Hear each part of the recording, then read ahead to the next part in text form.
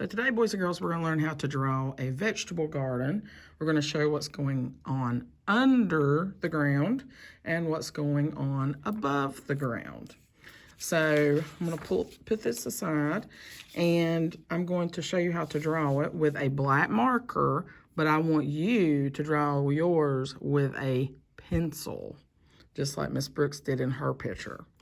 So we're going to start with a line across our paper, all the way from one side to the other. And if it's as close in the middle as possible, you don't have to make it exactly in the middle. And we're going to use the same shape over and over again for our vegetables. I'm going to start right here in the middle, under my line. And I'm going to curve and go down, just a slight little curve. And if you want to make the curve with your finger first, we're going to do that same curve over here. Make it with your finger first, practice. And we're going to make it come down and meet the bottom of the other one. So we're going to start up here and go down to meet, like a point. It looks like a raindrop upside down, or it kind of looks like a Christmas light. This is going to be a vegetable.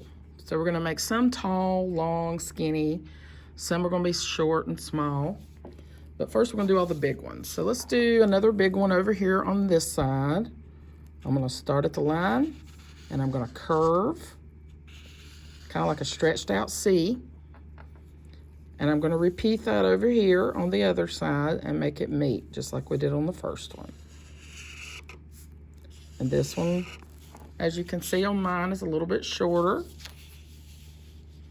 then I'm going to move to the other side, and I'm going to make one same shape again, and if it's slightly different, that's okay. But this one's going to be big again. And we're going to repeat that same shape.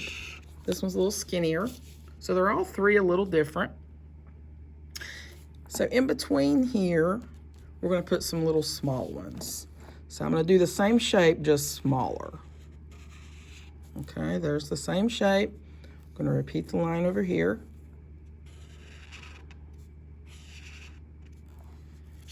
We're going to do that again here. Same shape. You could even make it smaller if you want to. So I have 1, 2, 3, 4, 5 vegetables. And when vegetables grow underground, they have roots. And roots kind of look like branches on a tree, except they're under the ground. So it's kind of like little sticks. So at the end of each one of my vegetables, I'm going to draw some long lines and some little short lines sticking off of them. Those are going to be our roots. And the lines can wiggle if you want them to. Roots can be wiggly.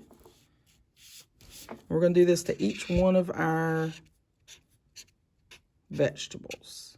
Okay? Just kind of like we're giving it little tree branches or sticks.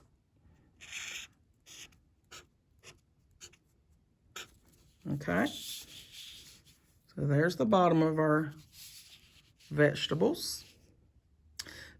Next, we need to show what is going on above the ground. So above the ground, we're going to see some leaves sticking up where the top of the plant is. So I'm going to draw a straight line from the top of this first plant, almost up to the top of my paper.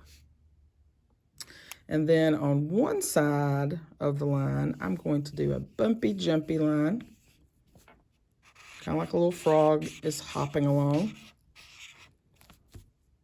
And then I'm going to repeat that on the other side until it meets at the top. So there's some leaves for that one. And we can do some version of that on top of each one of our plants. Of course, it'll be a little bit shorter on the smaller plants. Okay. If you want to do 2 sticks and do leaves on both, you can do that.